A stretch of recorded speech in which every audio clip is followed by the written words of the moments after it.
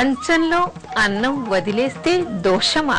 ఇదేమిటండి, ఇది అంత చిన్న విషయం కదా, దీని గురించి కూడా ఆలోచించుకోవాలా, దీని గురించి కూడా చెప్పుకోవాలా అనేటువంటి సందేహం చాలా మందికి అనిపించవచ్చు.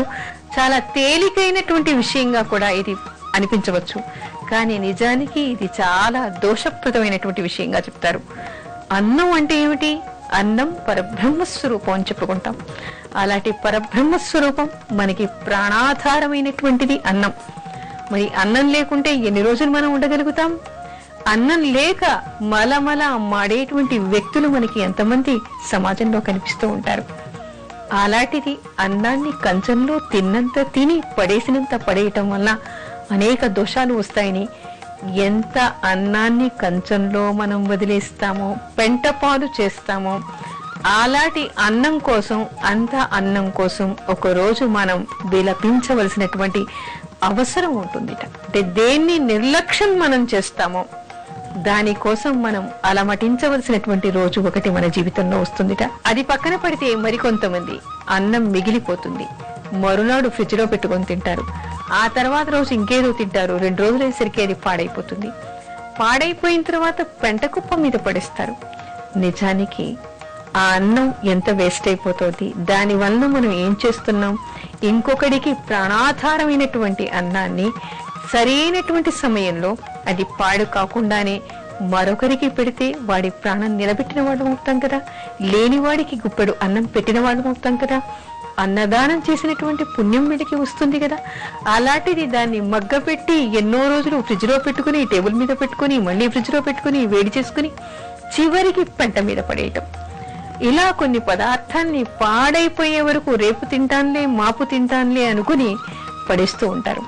విందులు వినోదాలు వచ్చాయనుకోండి, 100 మంది వస్తారనుకొని 200 మందికి వడ్డిస్తారు. ఆ వడ్డించడం వల్ల మిగిలిందంతా కూడా పెంట కుప్పల మీద పడుతూ ఉంటుంది. ముఖ్యంగా మనకి మన దేశంలో ఈ మధ్యన ఆహార భద్రతా కమిషన్ అనేటువంటిది కూడా వచ్చింది. ఏమిటంటే ఆహారాన్ని భద్రం చేయటం ఏ విధంగా అంటే కేవలం దినుసుల్ని మనం పొదుపు చేసి బస్తాల్లో కుట్టి పక్కన భద్రపరచుకోవడం అనేది దీని అర్థం కాదు. ఆహారాన్ని ఎంతవరకు ఏ విధంగా మనం ఉపయోగించుకోవాలి, ఎంత తింటామో అంత వండుకోవాలి. నిజానికి మన దేశంలో మనకి పూర్వకాలం నుంచి వచ్చేటువంటి అన్నదానం కూడా ఈ ఆహార భద్రతలోని ఒక భాగంగా మనం చెప్పుకోవాలి.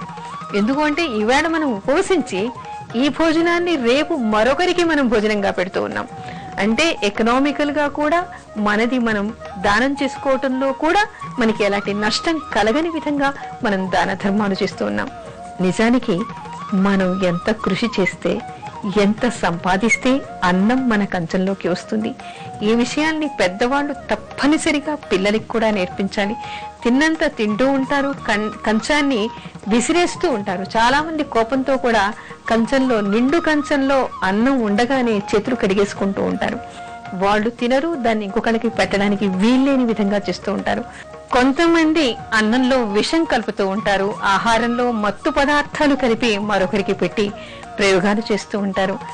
అలాంటి దాని వలన కూడా మరో జన్మలో అన్నం తినలేనటువంటి వ్యాధులు, విషప్రాయమైనటువంటి వ్యాధులు వీళ్ళకి సంక్రమిస్తాయని మనకి ధార్మిక శాస్త్రాలు చెప్తూ ఉన్నాయి.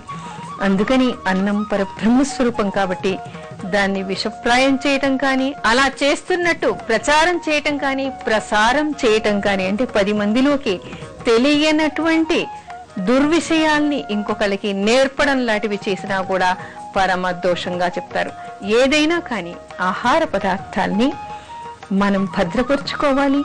ఎంత తింటామో అంతే వండుకోవాలి, లేదా మిగిలిపోవడం సహజం కాబట్టి అది పాడైపోకుండా మరొక ప్రాణికి ఆహారంగా ఇవ్వాలి అని మనకి ధార్మిక శాస్త్రాలు చెప్తున్నాయి. కాబట్టి వండినటువంటి పదార్థాలు పరబ్రహ్మస్వరూపం, అన్నపూర్ణ స్వరూపం కాబట్టి దాన్ని పాడు చేసి బయట పడేసేటువంటి అధికారం ఎవరికీ లేదు. ఒకవేళ అలా చేయాల్సి వస్తే అన్నపూర్ణాదేవి ఆగ్రహానికి వాళ్ళు బలి అవుతారు అనేటువంటి విషయాన్ని గమనించాలి. అందుకని ఆహారాన్ని మనం భద్రపరచుకోవాలి, సద్వినియోగం చేసుకోవాలి.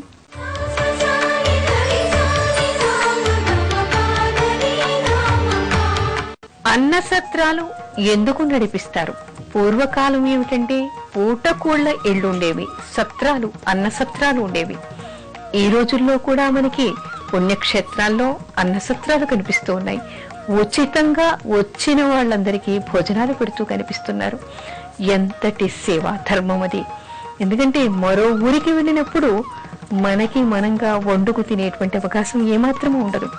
మరి ఎవరో ఒకరు మనకి మన వేళకి వండి మనకి విస్తరిలో వడ్డించడం అనేటువంటిది ఎంత గొప్ప సేవ అది. అందుకని పూర్వకాలం ఏమిటంటే ప్రతి ఊరికి కూడా పూటకుండ ఇళ్ళు అన్నసత్రాలు ఉండేవి. వచ్చిన వాళ్ళందరికీ కూడా అన్నం పెడుతూ ఉండేవాళ్ళు. తిని వెళ్లే వాళ్ళు కూడా ఊరికే తినకుండా ఎంతో కొంత వీళ్ళు స్వీకరించకున్నా నాలాగే వచ్చిన మరికొంతమందికి ఇలాంటి సేవ చేయండి అని కొంత అక్కడ సమర్పించడం మనకి జరుగుతుంది. సేవ చేయండి అని కొంత ధనాన్ని వాళ్ళకి ముట్ట చెప్పడం జరుగుతుంది. అయితే అది పక్కన పెడితే ఎలాంటి పుణ్యాన్ని ఇది ఇస్తుంది అనేటువంటిది కూడా మనకి ధార్మిక శాస్త్రాలు చెప్తూ ఉన్నాయి. ఎవరు అన్నసత్రాన్ని నడిపిస్తూ ఉంటారో వాళ్ళకి ఈ అన్నసత్రం ఏమిటంటే సప్త సంతానాల్లో ఒకటిగా చెప్పబడ్డాయి. అంటే ఏమిటి? పుత్రులు ఉన్నవాళ్ళు అంటే సంతానం ఉన్న వాళ్ళకి వాళ్ళ పిల్లలు వీళ్ళకి ఎలాంటి సేవలు చేస్తారో, తర్వాత తదనంతరం కర్మకాండలు చేసి ఎలాంటి ఉత్తమ గతులని వీళ్ళకి పొందేలాగా చేస్తారో, అదే విధంగా పిల్లలు లేనటువంటి వాళ్ళకి కూడా ఇలాంటి సత్రాలు అలాంటి పుణ్యాన్ని వీళ్ళకి ఇస్తాయని, అలాంటి ఉత్తమ గతులకి వీళ్ళని పంపిస్తాయి అనేటువంటి విషయాన్ని మనకి ధార్మిక శాస్త్రాలు చెప్తూ ఉన్నాయి. అంటే అంతటి పుణ్యప్రదమైనటువంటిది అన్న సత్రాన్ని నడిపించడం అని చెప్తాం. అయితే ఇక్కడేమిటి, ఎంతమందికి ఏదో నుంచి వచ్చిన వాళ్ళకి, ముఖం తెలియనటువంటి వాళ్ళకి, మధ్యాహ్నం పూట అపరాండం వేళకి ఎవరికైనా కూడా క్షుద్బాధ చాలా ఎక్కువగా ఉంటుంది. ఎక్కడైనా వెళ్ళి కాస్తంత అన్నం కడుపులో పడితే బాగుండును అనిపిస్తూ ఉంటుంది. అన్నానికి తాళలేక ఏ పని చేయలేకపోతారు. అందుకని కాస్తంత కడుపు చల్లపడితే ఆ తర్వాత వాళ్ళ కార్యక్రమాలన్నీ వాళ్ళు హాయిగా చేసుకోగలుగుతారు. అలాంటి సమయంలో వీళ్ళందరికీ కూడా హాయిగా వండి వడ్డిస్తూ ఉంటారు ఈ అన్నసత్రాలు నిర్వహించేటువంటి వాళ్ళు. అయితే ఉచితంగానే కాదు, హోటళ్లు కూడా దీని కిందే మనం చెప్పుకోవచ్చు. అయితే హోటళ్లు ఎంతవరకు అంటే స్వార్థ లాభాలు పొందకుండా, కేవలం స్వార్థం కోసం కాకుండా, పెట్టేటువంటి పదార్థాల్లో కల్తీలు లేకుండా, ఎవరైతే ధర్మంతో వాళ్ళు చేసిన దానికి శ్రమకు తగినటువంటి ఫలితాన్ని మాత్రమే పొందుతూ ధార్మిక వృత్తితో ఎవరు ఈ అన్నసత్రాల్ని కానీ హోటళ్లని కానీ నడిపించినా కూడా వాళ్ళందరికీ పుణ్యం వస్తుందని చెప్పుకోవాలి. అంతేకాదు, అన్నసత్రానికి వెళ్ళినప్పుడు వీళ్ళు ఉచితంగానే కదా భోజనం పెడతారు అని తినేసి చేకడుక్కొని బయటికి రాకూడదు. అలాంటి సత్రాన్ని నిర్వహించడానికి మరి వాళ్ళకి ఆర్థిక సహాయం కూడా కావాలి కదా. అందుకని ఏం చేయాలి?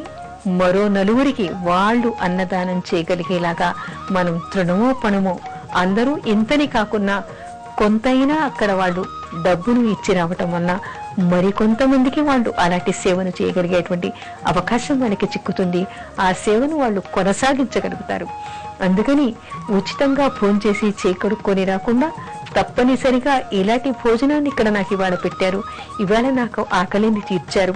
పరదేశం వెళ్ళినప్పుడు మనది కానటువంటి ఇంకో ఊరికి మనం వెళ్ళినప్పుడు మనకి ఇలాంటి వసతి వీళ్ళు కల్పించారు కాబట్టి మరో నలుగురికి ఇలాంటి సేవ వీళ్ళు చెయ్యాలనే సద్బుద్ధితో వెళ్ళిన ప్రతి వాళ్ళు కూడా తృణమో పణమో వాళ్ళ శక్తి కొలది అక్కడ దానాలు చేయటం వల్ల ఎంతో మందికి ఇలాంటి అవకాశం కలిగించిన వాళ్ళు అవుతారు. మరొకటి ఏమిటంటే అన్నసత్రం నిర్వహించే వాళ్లే కాకుండా తలా ఒక చెయ్యి దాని మీద వేయటం, మనకి తోచినటువంటి సహకారం చేయటం వల్ల మనం కూడా అన్నదానం చేసినటువంటి పుణ్యం వస్తుంది కదా. అలాంటి దానిలో అందరూ కూడా పాలు పంచుకోవాలి.